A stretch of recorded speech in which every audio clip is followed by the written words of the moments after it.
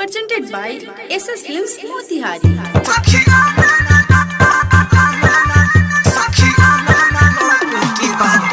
DJ विकास लीगा Sitamarhi.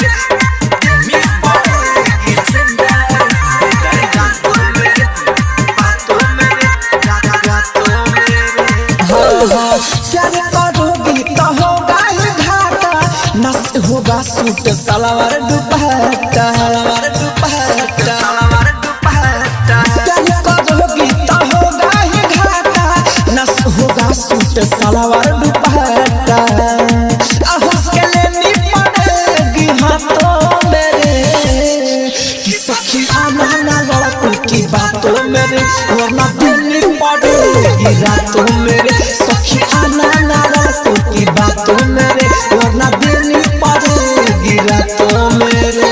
DJ विकास लीगा सीतामढ़ी।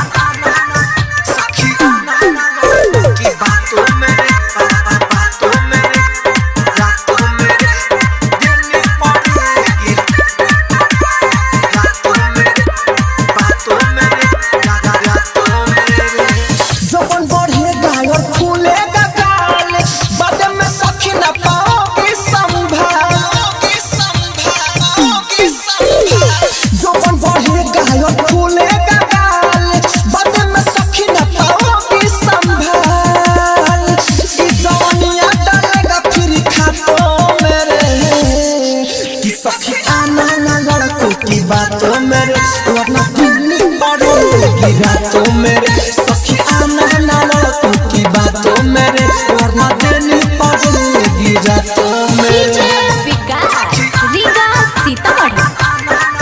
सखी आना ना लड़कों की बातों मेरे बातों मेरे रातों मेरे देनी पड़ेगी रातों मेरे।